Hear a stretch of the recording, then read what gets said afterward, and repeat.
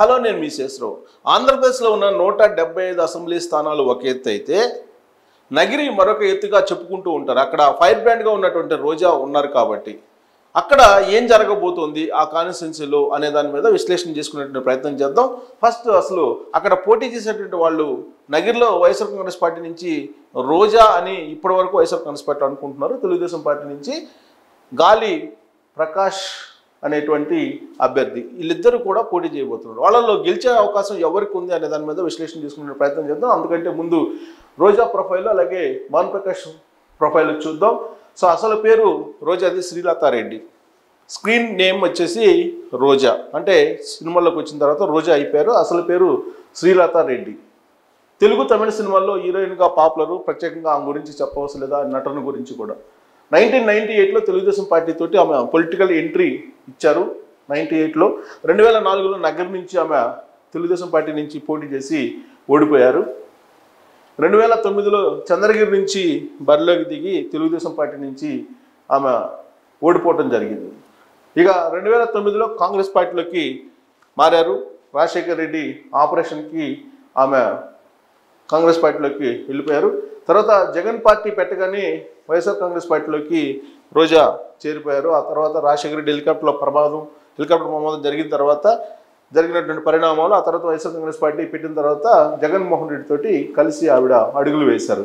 2014లో నగర్ నుంచి ఎమ్మెల్యేగా తొలిసారిగా ఆవిడ ఎన్నికయ్యారు, అసెంబ్లీలో అడుగుపెట్టారు. 2019లో రెండోసారి అదే నగర్ నుంచి ఆవిడ గెలవడం జరిగింది. సో 2022లో ఆమె టూరిజం శాఖ మంత్రిగా ఆమె అనుకున్నటువంటి లక్ష్యాన్ని చేరారు. ఆనంద బాష్పాలు కురిపించారు ఆ రోజున. ఇంతకంటే జనంలో ఇంకేం అవసరం లేదు అనేటువంటి ఒక ఒపీనియన్ కూడా వ్యక్తం చేశారు. ఆమె ఫైర్ బ్రాండ్తో పాటు నోటి దురుసు అనేది కూడా పొలిటికల్ సర్కిల్లో బాగా చెప్తూ ఉంటారు ఆవిడ గురించి. ప్లస్ ఆవిడ వ్యాఖ్యలు కూడా అలానే ఉంటాయి అసెంబ్లీలో కానీ అసెంబ్లీ బయట కానీ. అందుకే ఆవిడకి తీవ్ర వ్యతిరేకత ఉంది ఆమె నోటి దురుసు కారణంగా అనేది కూడా ఆమె గురించి తెలిసినటువంటి వాళ్ళు, ఆమె ఫాలోయర్స్ కూడా కొంతమంది చెప్తూ ఉంటారు. ఇక ఆమెకు ఈసారి తెలుగుదేశం పార్టీ నుంచి పోటీగా బరిలోకి దిగేటువంటి గాలి ముద్దుకృష్ణ నాయుడు కుమారుడు పెద్ద కొడుకు ఆయన గాలి భానుప్రకాష్ ఆయన గాలి ముద్దు కృష్ణనాయుడుకు ఉన్నటువంటి రాజకీయ చరిష్మాతోటి తండ్రి బాటలో రాజకీయాల్లోకి ఎంట్రీ ఇచ్చాడు. 2008 నుంచి పాలిటిక్స్లో యాక్టివ్గా ఉన్నారు ఆయన. 2019లో నగర్ నుంచి పోటీ చేసి ఓడిపోవటం జరిగింది తెలుగుదేశం పార్టీ నుంచి. ఇక 3000 ఓట్ల తేడాతోటి రోజా పైన పరాజయం పాలయ్యారు ఆయన. తండ్రి మరణం, గత ఎన్నికల్లో ఓటమితో ప్రజల్లో సానుభూతి ఉంది ఆయనకి. 2 రకాల సానుభూతి. ఒకటి గత ఎన్నికల్లో ఓడిపోయినటువంటి సానుభూతి, ముద్దుకృష్ణనాయుడు చనిపోయినటువంటి సానుభూతి, రెండు కూడా ఉన్నాయి ఆయనకి. ప్లస్ అక్కడ నగర్లో ఉన్నటువంటి సిచ్యువేషన్ కూడా ముద్దుకృష్ణనాయుడు ఫ్యామిలీ మీద కొంత సానుకూలంగా ఉంటుంది.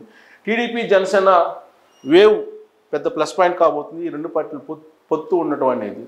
సో ఇక 2014లో సినారియోని చూస్తే ఎవరెవరికి ఎన్ని ఓట్లు వచ్చాయి. 2014లో వైఎస్ఆర్ కాంగ్రెస్ పార్టీ నుంచి రోజా, అంటే రాష్ట్రం విడిపోయిన తర్వాత జరిగినటువంటి ఫస్ట్ ఎన్నిక అది. ఆ ఎన్నికల్లో నగర్ నుంచి రోజా పోటీ చేశారు వైఎస్ఆర్ కాంగ్రెస్ పార్టీ నుంచి. అలాగే గాలి ముద్దుకృష్ణనాయుడు సీనియర్ పొలిటీషియన్, ఆయన మాజీ మంత్రి, ఇప్పుడు స్వర్గస్థులు అయ్యారు. తెలుగుదేశం పార్టీ నుంచి పోటీ చేసి ఆయన ఓడిపోవడం జరిగింది. మెజార్టీ కేవలం 858 ఓట్లతోటి రోజా గెలవడం జరిగింది. అదే ఆవిడకి టర్నింగ్ పాయింట్. కేవలం 858 ఓట్లతోటి ఆమె అసెంబ్లీలోకి తొలిసారిగా అడుగుపెట్టారు ఆవిడ. సో తొలి విజయం అక్కడి నుంచే ఆవిడ రాజకీయంలో ప్రారంభమైంది. అప్పటి వరకు కూడా ఆమెకు ఐరన్ లెగ్ అనేటువంటి ఒక ముద్ర ఉంది. ఐరన్ లెగ్ అనే ముద్ర ఇటీవల కాలంలో మర్చిపోయినప్పటికీ ఇప్పుడు తాజాగా మళ్ళీ షర్మిల తెర మీదకి తీసుకొస్తున్నారు. రోజా అంటేనే ఐరన్ లెగ్ అనేటువంటి విషయాన్ని. ఇక 2019కి వచ్చేటప్పటికి రోజా వైఎస్ఆర్ కాంగ్రెస్ పార్టీ నుంచి రెండోసారి పోటీ చేసి గెలుపొందడం జరిగింది. ఆ ఎన్నికల్లో త్రికోణ పోటీ జరిగింది. తెలుగుదేశం పార్టీ నుంచి గాలి భానుప్రకాష్ ముద్దుకృష్ణనాయుడు కుమారుడు పోటీ చేయడం జరిగింది. బీఎస్పీ నుంచి కూడా నాగబోయిన ప్రవళిక యాదవ్ పోటీ చేసిన జరిగింది. 3000 ఓట్లు రావడం జరిగింది. తర్వాత కాంగ్రెస్ నుంచి పోచిరెడ్డి రాకేష్ రెడ్డి పోటీ చేశారు. 3000 చిల్లర ఓట్లు వచ్చినాయి. బీజేపీ తరఫు నుంచి కూడా పోటీ చేశారు, 1300 ఓట్లు. సో మొత్తం మీద అక్కడ జరిగినటువంటి పోటీలో ఇక్కడ చూస్తే కనుక మనకు మెజారిటీ 2708. సో త్రికోణం పోటీ జరిగినప్పటికీ కూడా అక్కడ 2708 ఓట్ల మెజారిటీ మాత్రమే వచ్చింది. ఇక్కడ బీఎస్పీ ఉంది, జనసేన లేదు. కానీ ఆ ఎన్నికల్లో 2019 ఎన్నికల్లో బీఎస్పీ, కమ్యూనిస్టులు, జనసేన అన్ని కలిసి ఒక కూటమి ఏర్పడ్డాయి. ఆ కూటమి అభ్యర్థిగా బీఎస్పీ తరఫు నుంచి ప్రవళిక యాదవ్ పోటీ చేశారు. సో మెజారిటీ రోజాకి 2708 ఓట్లు మాత్రమే వచ్చాయి. స్వల్ప మెజార్టీతోటే గెలవడం జరిగింది. అంటే ఒక 1000 ఓట్లు కనుక 1500 ఓట్లు కనుక మారినట్టయితే డెఫినెట్గా ఓడిపోయింది రావడం. గత ఎన్నిక అంటే 2014 ఎన్నికల్లో కేవలం 450 ఓట్లు కనుక ప్రత్యర్థికి వచ్చినట్టయితే ఓడిపోయింది. అంటే త్రుటిలో తప్పిందంటారు కదా, అలా త్రుటిలో తెలుగుదేశం పార్టీకి అపజయం కలిగింది. తెలుగుదేశం పార్టీకి అపజయం కలిగితే వైఎస్ఆర్ కాంగ్రెస్ పార్టీకి విజయం జరిగింది. అక్కడే రోజా ఒక లక్కీ టర్నింగ్ పాయింట్ అని చెప్పి అనుకోవచ్చు. ఇక 2024లో ఏం జరగబోతుంది అనే దాని మీద మనం విశ్లేషణ చేసుకుంటే 2014, 2019లో జరిగిన సినారియో, రోజా బయోడేటా, అలాగే భానుప్రకాష్ బయోడేటా అన్నీ చూసిన తర్వాత 2024లో రాబోయేటువంటి ఎన్నికల్లో ఏం జరగబోతుంది అనేటువంటి ఒక విశ్లేషణ చేసుకుందాం. చేసుకోబోయే ముందు ఇప్పుడు pioneer poll strategies private limited తాజాగా చేసినటువంటి సర్వే మనం చూడొచ్చు. అక్కడ శాంపిల్స్ కూడా తీసుకున్నారు. దాదాపు 5600 శాంపిల్స్ తీసుకొని జనవరి 1 నుంచి జనవరి 15 దాకా చేసినటువంటి సర్వే ఇది. చిత్తూరు లోక్సభ పరిధిలో ఈ నగరి కాన్స్టిట్యున్సీ ఉంది. సో అక్కడ చిత్తూరు కాన్స్టిట్యున్సీ పరిధిలో చంద్రగిరి వైఎస్ఆర్ కాంగ్రెస్ పార్టీ గెలుస్తుందని చెప్పి ఆ సర్వే అంచనా వేస్తుంది. చిత్తూరు లోక్సభ వైఎస్ఆర్ కాంగ్రెస్ పార్టీ గెలుస్తుందని అంచనా వేసింది. నగరికి వచ్చేటప్పటికి తెలుగుదేశం పార్టీ, జనసేన కూటమి గెలుస్తుందని చెప్పి పక్కాగా ఆ సర్వే చెప్తుంది. ఇక గంగాధర్ నెల్లూరు వైఎస్ఆర్ కాంగ్రెస్ పార్టీ అంటున్నారు, చిత్తూరు కీన్ కంటెస్టు, పూతలపట్టు కూడా keen contest, Palamaner Telugu Desam party, Kuppam Telugu Desam party. So లోక్సభలో ఉండేటువంటి అసెంబ్లీ సెగ్మెంట్స్ని తీసుకుంటే 2 కీన్ కంటెస్టులు ఉన్నాయి. మిగతా వాటికి 3 తెలుగుదేశం పార్టీకి ఉంది. దాంట్లో నగిరి ప్రధానంగా ఉంది. ఈసారి 100కి 100% తెలుగుదేశం పార్టీ నగర్లో గెలుస్తుంది అనేటువంటి అంచనా పైనీర్ సంస్థ వేచింది. ఎందుకంటే ఓట్ షేర్ చూసేటప్పటికి మనకు తెలుగుదేశం పార్టీ, జనసేన 45 లోక్సభ పరిధిలో, అంటే ఒక కాన్స్టిట్యున్సీలో ఎక్కువ రావచ్చు, ఒక కాన్స్టిట్యున్సీలో తక్కువ రావచ్చు. వైఎస్ఆర్ కాంగ్రెస్ పార్టీకి 49. టోటల్గా లోక్సభ అయితే చిత్తూరు వైఎస్ఆర్ కాంగ్రెస్ పార్టీకి వస్తుంది. బట్ ఓడిపోయేటువంటి కాన్స్టిట్యున్సీలో మాత్రం నగరి, పలమనేరు, వైఎస్ఆర్ కాంగ్రెస్ పార్టీ ఓడిపోయేటువంటి కాన్స్టిట్యున్సీలు కుప్పం, ఇవి ఉన్నాయి. సో కాబట్టి ఈసారి రోజా ఎట్టి పరిస్థితుల్లో ఓడిపోతారు అనేటువంటి ఒక సర్వే ఇప్పుడు చెప్తూ ఉంది. ఒకవేళ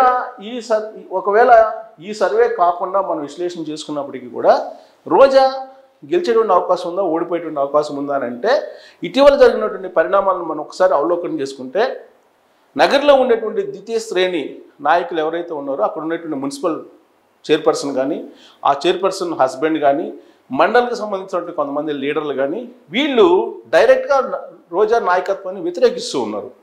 వాళ్ళు తాడేపల్లికి వచ్చి జగన్మోహన్ రెడ్డి ఎదురుగానే చెప్పారు, రోజాకి కనుక టికెట్ ఇస్తే మేము ఎట్టి పరిస్థితుల్లో సహకరించమనేటువంటి విషయాన్ని తేల్చి చెప్పేశారు. కొత్త వ్యక్తికి కనుక ఇస్తే మేము గెలిపించి తీసుకొస్తామని చెప్పి జగన్మోహన్ రెడ్డికి చెప్పడం జరిగింది. అదంతా కూడా మనం చూసాం. కానీ రోజాకే టికెట్ ఇవ్వాల్సిన అనివార్య పరిస్థితి జగన్మోహన్ రెడ్డికి ఏర్పడింది అనేది ఇప్పుడు వైఎస్ఆర్ కాంగ్రెస్ పార్టీలో జరుగుతున్న చర్చ. కారణం ఏంటంటే ఒకవైపు స్టాలిన్, మరోవైపు కేసీఆర్ ఇద్దరు కూడా పట్టుబడుతున్నారు రోజా కోసం. అందుకే ఆమెకు మంత్రి పదవి కూడా ఇచ్చారు గతంలో. ఇప్పుడు టికెట్ కూడా అందుకే ఇవ్వాల్సి వస్తుంది అనేటువంటి ఒక టాక్ కూడా వినిపిస్తుంది. అనివార్యంగా రోజాకి కనుక అక్కడ కనుక టికెట్ ఇస్తే డెఫినెట్గా ఆమె ఓడిపోయేటువంటి అవకాశం ఉంది అనేది సర్వేలు చెప్తూ ఉన్నాయి, అక్కడ ఉండేటువంటి పరిస్థితులు కూడా చెప్తున్నాయి. దానికి ప్రధాన కారణం ఏంటంటే ఆమెను నోటు దురుసు, రెండేంటంటే అక్కడ ఉండేటువంటి వ్యతిరేకత. వైఎస్ఆర్ కాంగ్రెస్ పార్టీలోనే ద్వితీయ శ్రేణి ఆల్మోస్ట్ ఎక్కువగా వ్యతిరేకిస్తున్నటువంటి సందర్భం ఉంది. ప్లస్ తెలుగుదేశం పార్టీ అభ్యర్థిగా ఉన్నటువంటి భానుప్రకాష్కి సానుభూతి కూడా ఉంది. ప్రభుత్వ వ్యతిరేక ఓటు కూడా ఆయనకి కలిసి వస్తుంది. సో ఇవన్నీ కలిపితే ప్లస్ జనసేన తెలుగుదేశం పార్టీ కూటమి, ఇవన్నీ వెరసి ఎట్టి పరిస్థితుల్లో కూడా రోజా ఓడిపోయేటువంటి అవకాశం ఉంది. ఈసారి గెలవడానికి అవకాశాలు చాలా తక్కువ ఉన్నాయి. అసలు గెలవడం అంటూ అవకాశమే లేదు. రోజా ఓడిపోవడం అనేది 100కు 100% కన్ఫామ్ అని చెప్పి అక్కడ ఉన్నటువంటి పరిస్థితులు అంచనా వేసినటువంటి సర్వేలు చెప్తూ ఉన్నాయి. అక్కడ ఉన్నటువంటి లీడర్లు కూడా చెప్తున్నటువంటి ప్రస్తుత పరిస్థితుల్లో.